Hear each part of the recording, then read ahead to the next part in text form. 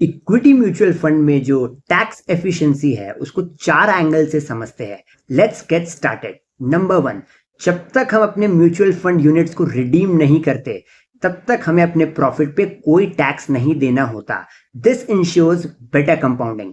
Number 2, 1 साल के बाद जब हम अपने इक्विटी म्यूचुअल फंड्स को रिडीम करते हैं तो उसमें जो प्रॉफिट होता है वो लॉन्ग टर्म कैपिटल गेन कहलाता है।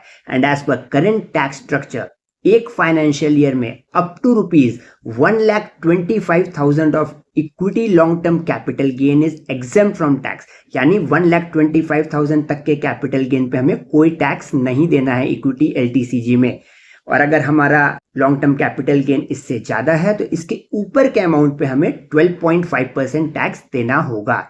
ऑफ कोर्स हमें ये याद रखना है ये जो टैक्स स्ट्रक्चर है इस फाइनेंशियल ईयर यानी 2026-27 के लिए वैलिड है। अगर गवर्नमेंट आगे कुछ इसमें चेंज करती है तो हमें अकॉर्डिंगली देखना होगा।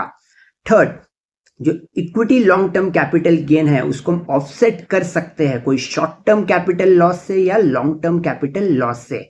अगर हमने कोई शेयर्स को सेल किया है और उसमें हमें शॉर्ट टर्म कैपिटल लॉस या लॉन्ग टर्म कैपिटल लॉस हुआ तो उससे हम अपने लॉन्ग टर्म कैपिटल गेन को ऑफसेट करके अपने टैक्स लायबिलिटी को रिड्यूस कर सकते हैं। इसी तरह इक्विटी म्यूचुअल फंड को अगर हम 1 साल से पहले रिडीम कर लेते हैं तो उसमें जो प्रॉफिट होता है वो शॉर्ट टर्म कैपिटल गेन कहलाता है और उस पर हमें 20% एसटीसीजी देना पड़ता है। पर यहाँ भी एक ऑप्शन है कि अगर हमारे पास कोई शॉर्ट टर्म कैपिटल लॉस है तो उससे हम अपने शॉर्ट टर्म कैपिटल गेन को ऑफसेट करके अपना टैक्स लायबिलिटी रिड्यूस कर सकते हैं।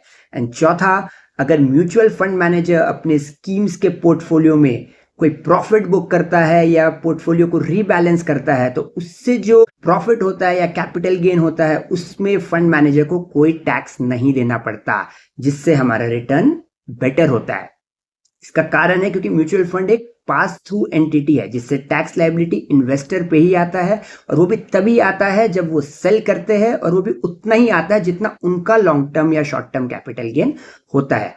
आई होप इस वीडियो से इक्विटी म्यूचुअल फंड में जो टैक्स एफिशिएंसी है उसको लेके क्लैरिटी आया होगा। अगर आप चाहते हैं कि ऐसा वीडियोस हम और बनाएं तो please like and subscribe. Thank you.